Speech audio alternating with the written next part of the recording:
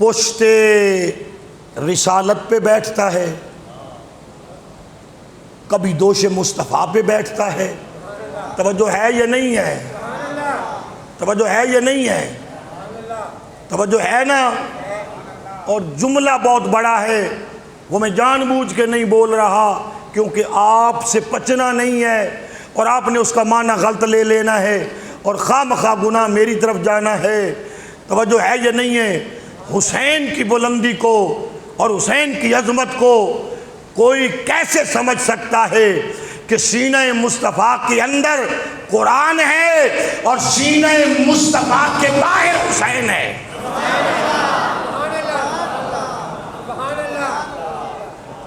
جملہ میں نے بدلا ہے، ایک لفظ بدلا ہے تاکہ کوئی گمراہ نہ ہو جائے۔ اندر قرآن ہے، باہر حسین ہے۔ جس حسین کی پرورش اس انداز میں ہوئی ہو، بھلا اس حسین کے پاؤں میدان کربلا میں ڈگمگا سکتے ہیں؟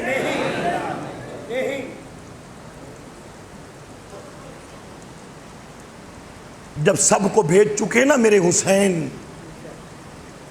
اپنا وقت آیا، ایک مرتبہ میرے حسین نے سارے خیموں میں جانے کا صرف ارادہ نہیں کیا، ہر خیمے میں گئے، ہر خیمے والے کو نصیحت کی، سلام کہا، اور ہر ایک کو کہتے تھے اگر مدینے واپس جانا نصیب ہو تو میرے نانا اور میری اماں کو میرا آخری سلام کہنا۔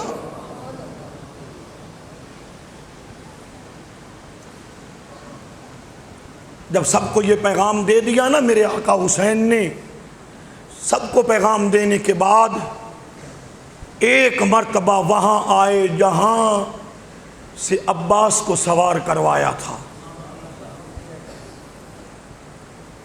جہاں سے محمد وعون کو سوار کیا تھا، جہاں سے جناب اکبر اور قاسم کو سوار کیا تھا، اور جہاں سے علی اصغر کو اٹھا کے نکلے تھے خیموں سے باہر۔ حسین اس جگہ پر آئے نا، دائیں دیکھا بائیں دیکھا، نہ اکبر نظر آیا، نہ قاسم نظر آیا، نہ عباس نظر آیا، نہ محمد وعون نظر آئے۔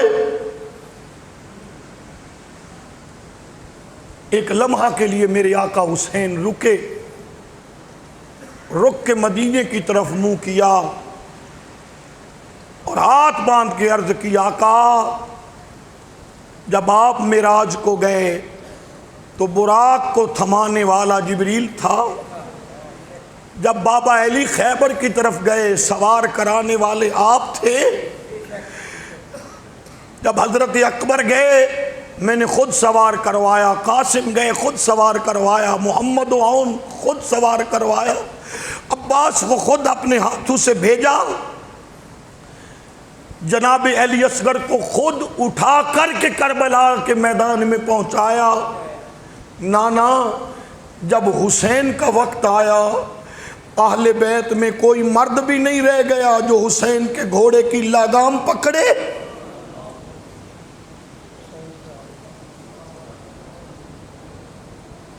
اب بھی تم سوچو گے کہ غم حسین میں آنسو بہانے سے کہیں شیعہ نہ ہو جائیں ہم؟ اب بھی سوچو گے؟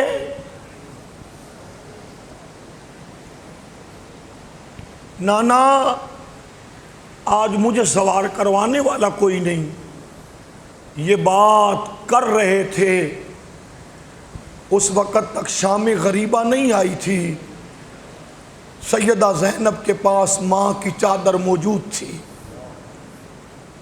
سر پہ چادر لی، حسین ابن علی کے پاس آئیں، ایک ہاتھ کندھے پہ رکھا، ایک لگام میں رکھا، کہا حسین کیا ہوا؟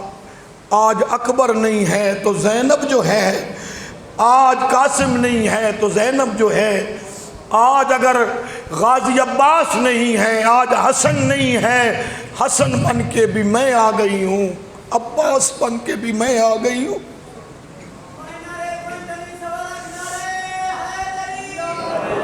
میں آ گئی ہوں۔ حسین تو گھوڑے پہ سوار ہو، میں تمہیں سوار کرواتی ہوں۔ میرے پاس کتب موجود ہیں، کچھ سٹیج پر، کچھ گاڑی میں، کسی کی کتابوں سے نہیں، اپنی کتابوں سے۔ جب میرے آقا حسین گھوڑے پہ سوار ہو گئے نا، سوار ہونے سے پہلے سیدہ سکینہ کو لیا اور سیدہ زینب کے حوالے کرنے لگے۔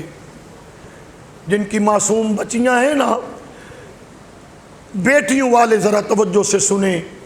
سیدہ زینب کے حوالے کرنے لگے، فرمایا زینب یہ میری بیٹی سکینہ ہے جو ہر رات اپنے بابا حسین کے سینہ پر سوتی ہے، یہ میرے سینے پہ سونے والی ہے، اسے ریت پہ نیند نہیں آئے گی۔ کربلا کی آج آخری رات ہے، اس کو اپنے سینے پہ سلا لینا۔ آقا حسین کے سینے سے لگی ہوئی ہے سیدہ سکینہ، آپ دایاں ہاتھ گردن سے چھڑاتے ہیں، بایاں ہاتھ چھڑانے لگتے ہیں، بیٹی پھر دایاں ہاتھ اپنے بابا کی گردن میں ڈال لیتی ہے، کہتی بابا یہ وہی جگہ ہے جس جگہ سے اکبر گئے تھے واپس نہیں آئے، قاسم گئے تھے واپس نہیں آئے۔ بالآخر آقا حسین نے بیٹی کو اپنے سینے سے اتارا، زمین پہ کھڑا کیا، ایک مرتبہ سر کو چوما، دونوں ہاتھ اپنی بیٹی سکینہ کے سر پہ رکھے، اپنے بابا کے ہاتھ پکڑ کے ہٹا کے کہتے ہیں بابا یوں تو سر پہ ہاتھ یتیموں کے رکھے جاتے ہیں، میں یتیم تو نہیں، میرا حسین تو زندہ ہے۔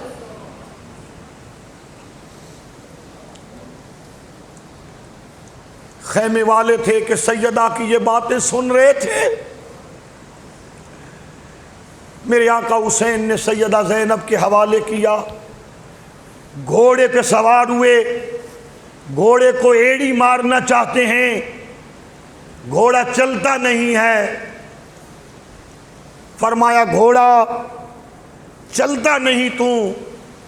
جب تیسری مرتبہ کہا زبان حال سے، آقا حسین کا گھوڑا کہنے لگا حسین میں کیسے چلوں، باپ کہتا ہے چل، بیٹی کہتی ہے نہ جانا، میں یتیمی نہیں دیکھنا چاہتی۔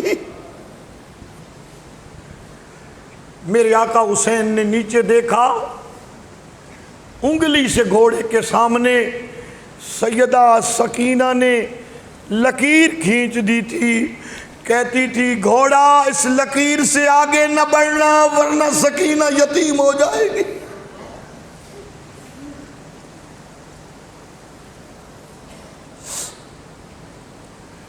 میرے آقا حسین نے ایک مرتبہ پھر بیٹی کو لیا، کہا سکینہ اپنے ہاتھ کی بنائی ہوئی لکیر مٹا دو، مجھے جانے دو، مجھے جانے دو۔ وہ حسین جو کبھی نانا کے کندھوں پہ بیٹھتا تھا، آج جب کربلا کی جانب جانے لگے نا، میدان کے درمیان میں جا کے کہا او یزیدیو جو مجھے جانتا ہے وہ تو جانتا ہے، جو نہیں جانتا جان لو میں حسین ابن علی ہوں، میرے نانا کا نام محمد ہے، میری ماں کا نام فاطمہ ہے، اللہ کی عزت کی قسم آج روح زمین پر میرے بغیر تمہارے نبی محمد کا کوئی نواسہ نہیں ہے۔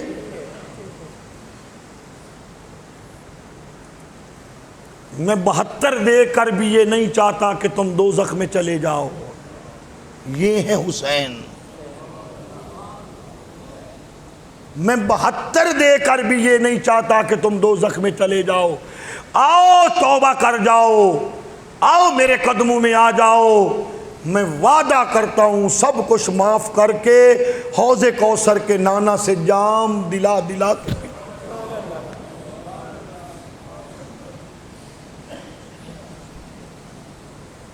میرے آقا حسین کے ہاتھ میں تلوار کون سی تھی جو نبی نے علی کو دی تھی، علی نے حسن کو دی تھی، حسن نے حسین کو دی تھی، نبی کے سر پر امامہ کون سا تھا جو نبی نے علی کو دیا تھا، علی نے حسن کو دیا تھا، حسن نے حسین کو دیا تھا؟ حسین کی کمر میں چادر کون سی باندھی ہوئی تھی جو زہرا نے اپنے بیٹے حسن کو دی تھی، حسن نے اپنے بھائی حسین کو دی تھی؟ گھوڑے پہ یوں سوار تھے، بلا اس شان کا بیٹھا ہوا شاہ سوار کسی سے گھوڑے کی زین سے زمین پر آ سکتا ہے؟ نہیں نہ آ سکتا۔ کچھ لوگوں نے کہا کتنے زخم، کچھ نے کہا کتنے زخم، اللہ کی عزت کی قسم آقا حسین کے جسم اطہر پر اتنے زخم تھے کہ کوئی گن نہیں سکا، کیونکہ جب آپ تلوار لہراتے تھے یزیدی قریب تو آتے نہیں تھے، انہوں نے اس تلوار کو چلتے ہوئے کئی میدانوں میں دیکھا تھا کہ یہ تلوار چلتی کیسی ہے جو نبی نے علی کو دی ہے، اس تلوار کی چمک سے واقف تھے۔ وہی تلوار تو حسین ابن علی کے ہاتھ میں تھی، یوں لہراتے مشرق والے مشرق کو بھاگ جاتے، مغرب والے مغرب کو بھاگ جاتے، کوئی قریب نہ آتا۔ جب قریب نہ آتا تو دور سے کتنے ہزار فوج تھی یزید کی، ہر ایک نے تیر مارا، کسی نے ایک، کسی نے دو، کسی نے 10، جتنے جس کے ترکش میں تیر تھے سب نے حسین ابن علی کی جانب پھینکے۔ کچھ آپ کے گھوڑے کو لگے، کچھ آقا حسین کو لگے، پھر بھی یزیدی ڈر کے مارے قریب نہیں آتے تھے۔ کہا یہ حسین کیسے نیچے آئے؟ کسی نے کہا یہ دوش محمد پہ بیٹھنے والا ہے، اتنا بلند کسی کے کہنے اور کسی کے کرنے سے نیچے نہیں آئے گا، یہ خود ہی نیچے آئے گا۔ کہا کیسے؟ کہا حسین نماز کا عاشق ہے۔ سن رہے ہو؟ سن رہے ہو؟ حسین نماز کا عاشق ہے، اور عصر کا وقت جا رہا ہے، اسی علی کا بیٹا ہے جس نے عصر قضا نہیں ہونے دی تھی۔ اذان پڑھو، کسی نے اللہ اکبر کہا، جب کسی نے اللہ اکبر کہا حسین ابن علی نے گھوڑے کو روکا اور فرمایا بس گھوڑے، میں حسین گواہی دیتا ہوں کہ کائنات میں تیرے جیسی وفا کسی نے کرنی ہی نہیں، بس رک جا، بس رک جا۔ جب گھوڑا رکا نا، میرے آقا حسین خود گھوڑے کی زین سے زمین پر آئے، ادھر اذان مکمل ہوئی، ادھر میرے آقا حسین نے اسی طرح قیام کیا۔ کچھ جاہل کہتے ہیں کیسے نماز پڑھ لی، خون آ رہا تھا، وضو کہاں کیا؟ کچھ جاہل کہتے ہیں کربلا کی زمین پہ تیمم کیا۔ ارے اللہ کے بندو جو ازل سے پاک ہیں، میں کیا کہنا چاہتا ہوں، جو ازل سے پاک ہیں ان کے لیے تم ترکیبیں بیان کر رہے ہو۔ آقا حسین نے قیام کیا، منہ کعبہ کی طرف کیا، یہ حسین کا آخری قیام تھا۔ پھر رکوع میں گئے، جب سجدے میں جانے لگے نا میرے آقا حسین، تیر اتنے تھے کہ حسین نیچے جاتے تھے، تیر زمین میں پیوست ہو جاتے تھے، حسین سجدے کو جا نہیں سکتے تھے، تیروں کے اوپر حسین لیٹے ہوئے تھے۔ پھر کتنی مشکل سے میرے آقا حسین نے اپنے ہاتھ کربلا کی زمین پہ رکھے اور اپنے جسم کو کربلا کی زمین کی طرف حسین نے نیچے جانے کے لیے زور لگایا۔ جو سامنے والے تیر تھے وہ کمر کی جانب سے نکل گئے اور آقا حسین نے سر سجدے میں رکھا اور فرمایا سبحان ربی الاعلی، سبحان ربی الاعلی، سبحان ربی الاعلی۔ کربلا کے ٹیلوں سے آواز آ رہی تھی، نبی کہہ رہے تھے حسین جو عالم ارواح میں ساری روحوں کے سامنے تو نے رب سے رب کے عشق کا دعویٰ کیا تھا، آج تو دعوے میں سچا ہو گیا، آج تو دعوے میں سچا ہو گیا۔ انبیاء کرام میرے آقا فرماتے ہیں آج حسین تیرے آخری سجدے کو نبیوں کی روحیں دیکھنے آئی ہوئی، تیرے آخری سجدے کو جنت البقیع چھوڑ کے تیرا بھائی حسن اور تیری ماں فاطمہ دیکھنے کے لیے آئے ہوئے۔ آقا حسین کی گردن کٹی تو صحیح، آقا حسین کی گردن کٹی تو صحیح، ظالم جابر فاسق و فاجر یزید کے سامنے جھکی نہیں، جھکی، بولو نا جھکی، کٹ تو گئی مگر حسین کی گردن کو کوئی جھکا نہ سکا۔ معاملہ کیا حکومت کا تھا، معاملہ کیا صرف مسلح کا تھا، معاملہ کیا پیری مریدی کا تھا، نہیں کو اور کچھ بھی نہ تھا۔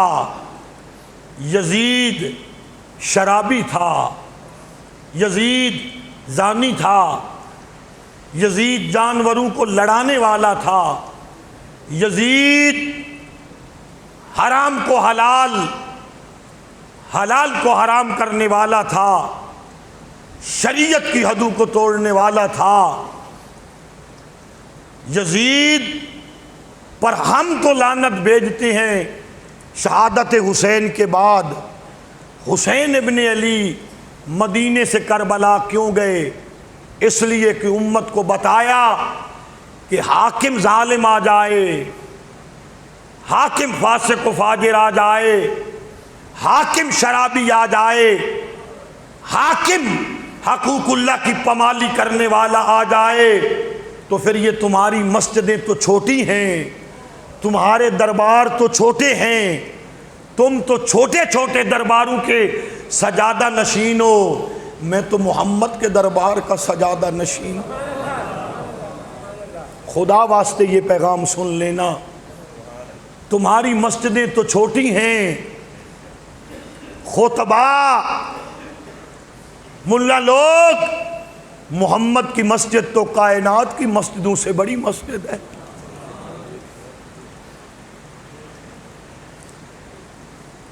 جب حاکم یزید جیسا آ جائے، شرابی، زانی، فاسق و فاجر، پھر مسجد نبوی میں بیٹھ کر عبادت کرنا نہیں، کربلا میں جا کے علی اکبر کا لاشا اٹھانا ضروری ہو جاتا۔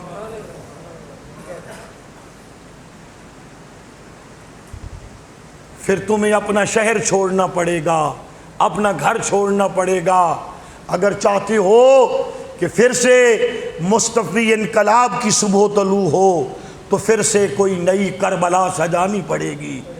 خالی نعرے نہیں، خالی تقریریں نہیں، اور خالی یا حسین کی سبیلیں نہیں، پھر حسین ابن علی کے نقش قدم پر چل کر حسینی کردار ادا کرنے کی ضرورت ہے۔ اور میرے آقا حسین نے ایک ہی پیغام دیا، ایک ہی پیغام دیا، جب اپنا آخری بیٹا علی اصغر بھی سپرد خاک کر لیا نا، آقا حسین نے کسی کی قبر نہیں بنائی، ایک ہی قبر بنائی علی اصغر کی۔ وہ بھی جب شام ڈھل گئی، ظالموں نے اصغر کو بھی قبر میں نہیں سونے دیا، کہا 72 پورے کرو۔ جب اصغر نہیں نہ ملے پھر حکم دیا کہ کربلا کی زمین کے چپے چپے پر نیزے مارو۔ یہاں بھی اصغر کو زمین کے سپرد کیا، نیزہ مارو گے نیزے کے ساتھ اصغر۔ اب واپس آ جائیں گے۔ اتنا ظلم سہا، اتنا جبر سہا، کربلا میں آ کر سہا۔ کیوں کہ اگر حسین کربلا میں نہ آتے تمہیں پتہ کیسے چلتا کہ یزید ظالم تھا، یزید فاسق و فاجر تھا، یزید غاصب تھا، یزید شرابی تھا۔ تمہیں تو حسین نے بتایا کہ جب شرابی آ جائیں تو پھر حسینی شرابیوں کے ساتھ نہ بیٹھتے ہیں، نہ ملتے ہیں، نہ شرابیوں کے ساتھ دوستی رکھتے ہیں، نہ لین دین کرتے ہیں۔ اور جب ظالم آ جائیں تو ظلم کے سامنے آہنی دیوار بننا پڑتا ہے، چاہے اس دیوار کو مضبوط کرنے کے لیے اکبر کا سینہ پیش کرنا پڑے، اصغر کا معصوم سینہ پیش کرنا پڑے۔ اللہ آپ کی حاضری قبول فرمائے، اس مسجد کو اللہ سدا آباد رکھے،